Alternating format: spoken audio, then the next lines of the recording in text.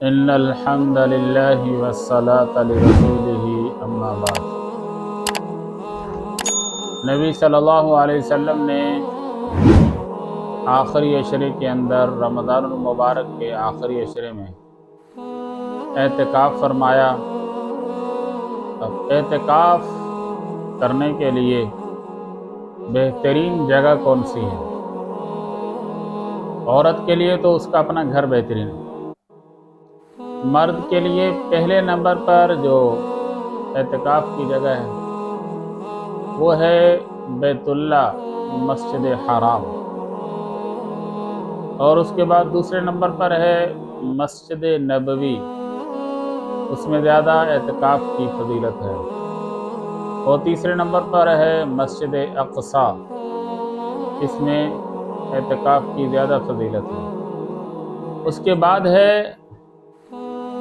کسی بھی محلے کی یا شہر کی جامع مسجد، اس میں اعتکاف کرنے کی فضیلت ہے۔ اور ایک مسئلہ یہ بھی ہے کہ اگر آپ کے اپنے محلے کی مسجد میں کوئی اعتکاف میں بیٹھنے والا نہیں ہے تو پھر آپ کے لیے بہترین مسجد ہے آپ کے اپنے محلے کی، یعنی پھر آپ کے لیے بیت اللہ، مسجد نبوی، ان باتوں کو آپ نے ترجیح نہیں دینی، آپ نے اپنے محلے کی مسجد کو ترجیح دینی ہے اگر کوئی اور اعتکاف والا نہیں ہے۔ پھر مسجد کی ایک حد ہوتی ہے۔ مسجد میں اعتکاف کہتے ہیں 20 رمضان کی مغرب کے وقت سورج غروب ہونے سے پہلے آدمی مسجد میں اعتکاف کی نیت سے داخل ہو جائے اور پھر چاند نظر آنے تک، شوال کا چاند نظر آنے تک مسجد میں رہنا، یہ اعتکاف ہے۔ اب اعتکاف میں بچنا کس چیز سے ہے کہ مسجد کی ایک حد ہوتی ہے، اس حد سے باہر جانے سے اعتکاف ٹوٹ جائے گا، یعنی وضو خانہ یہ مسجد کے اندر داخل نہیں ہوتا، یہ مسجد کی ضروریات میں داخل ہوتا ہے۔ اسی طرح جو مسجد کے ساتھ حجرہ ہوتا ہے وہ بھی مسجد کے اندر داخل نہیں ہوتا، مسجد کی ضروریات میں داخل ہے۔ اور واش روم وغیرہ تو ویسے ہی باہر ہے، کوئی اسٹور ہے تو وہ بھی باہر ہے۔ مسجد کہتے ہیں نماز پڑھنے کی جگہ کو، جو انتظامیہ نے مسجد کے نام پر طے کر دیا کہ یہ حصہ مسجد کا ہے، اس کے اندر رہنا، اس سے باہر جانے سے اعتکاف ٹوٹ جائے گا۔ صرف چند کاموں کے لیے باہر جا سکتے ہیں، جب آپ کا وضو نہ ہو تو وضو کرنے کے لیے وضو خانے میں جا سکتے ہیں، اور صرف وضو کی ضرورت کے لیے جانا ہے۔ وضو کے علاوہ اگر کر کے وہاں آپ کھڑے ہو کر کسی سے باتیں کرنے لگ گئے یا وضو سے پہلے وہاں دو چار کسی سے باتیں کرنے لگ گئے تو آپ کا اعتکاف ٹوٹ جائے گا، یعنی وضو کے لیے جانا ہے، وضو کے علاوہ وقت وہاں نہ لگے۔ اسی طرح آپ نے واش روم جانا ہے تو پھر وہاں پر واش روم کے لیے جو قریب والا بیت الخلاء ہے، جو سب سے قریب جہاں آپ کی حاجت پوری ہوتی ہے، آپ اس کو استعمال کریں گے۔ اور اگر آپ کو غسل ہو جائے، احتلام ہو گیا دن میں یا رات میں، تو پھر غسل جنابت کے لیے بھی مسجد سے باہر جا سکتے ہیں۔ اور اس کے علاوہ اگر گھر سے کھانا لے کر آنے والا کوئی نہیں ہے، آپ کے اپنے گھر کا ہی فرد کوئی نہیں ہے اور کوئی آپ کا دوست یار بھی نہیں ہے جو آپ کے گھر سے کھانا اٹھا کے آپ کو مسجد میں پہنچا دے، تو ایسی صورت میں آپ گھر سے کھانا بھی اٹھا سکتے ہیں، لیکن اس وقت جائیں جب کھانا تیار ہو، اور کھانا پارسل اٹھائیں اور فوراً مسجد میں آ جائیں اور مسجد میں آ کر کھانا کھائیں۔ باقی آپ کو گرمی لگ رہی ہے تو آپ غسل کرنے چلے جائیں، اس کی اجازت نہیں ہے۔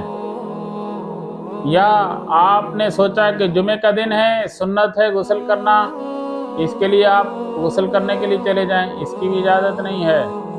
آپ نے 3-4 دن سے غسل نہیں کیا، طبیعت میں ذرا مزہ نہیں ہے تو آپ غسل کرنے چلے جائیں، اس کی بھی اجازت نہیں ہے۔ صرف غسل جنابت کی اجازت ہے۔ آپ نے کوئی اور غسل کرنا ہے غسل جنابت کے علاوہ، ٹھنڈک کے لیے کرنا ہے یا جمعے کا سنت ہے اس کے لیے کرنا ہے، یا پھر آپ نے ویسے ہی جسم کی نفاست کے لیے غسل کرنا ہے، تو اس صورت میں آپ کے لیے ایک حل ہے۔ وہ حل یہ ہے کہ آپ مسجد کے آخری حد جہاں سے پانی بہہ کر مسجد سے باہر جاتا ہے وہاں پر آپ کوئی پلاسٹک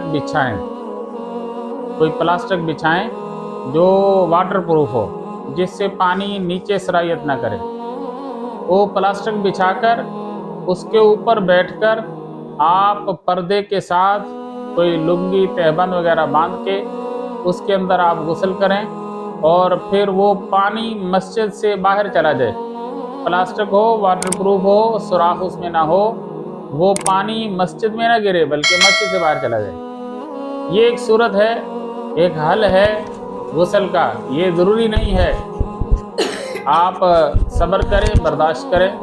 مسجد میں کوئی مٹی تو نہیں ہوتی، آدمی نہا کر جائے، مسجد صاف ستھرا ماحول ہے، آپ کے انشاءاللہ دن اچھے گزر جائیں گے۔ اس کے علاوہ آپ پیسٹ کرنے کے لیے افطاری کے بعد یا سحری سے پہلے پیسٹ کرنے کے لیے آپ وضو خانے میں چلے گئے، اس سے بھی اعتکاف ٹوٹ گیا۔ آپ سگریٹ پینے کے لیے مسجد سے باہر چلے گئے، اس سے بھی اعتکاف ٹوٹ گیا آپ کا۔ آپ آتے جاتے کسی سے واش روم میں آتے جاتے کسی سے بات کرنے لگ گئے، اس سے بھی اعتکاف ٹوٹ گیا آپ کا۔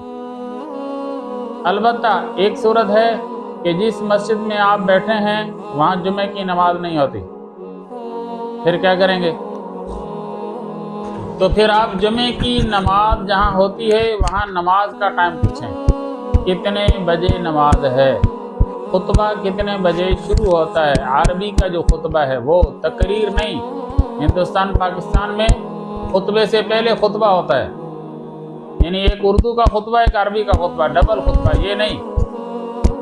وہ جو عربی کا خطبہ ہے اس خطبے کی بات ہے، تو وہ خطبہ کتنے بجے ہے، اس سے پہلے اس خطبے سے پہلے آپ جائیں اور وہاں سنت جو ہے اسی مسجد میں پڑھ کے چلے جائیں، اور وہاں پر جا کر آپ اس مسجد میں خطبہ ادا کریں، خطبہ سنیں، سماعت کریں خطبے کی، اور اس کے بعد آپ نماز ادا کریں، اور نماز کے فوراً بعد آپ دوبارہ اپنی اعتکاف والی جگہ پر آ جائیں، اور پھر باقی سنتیں وغیرہ آپ اسی جگہ پر ادا کریں۔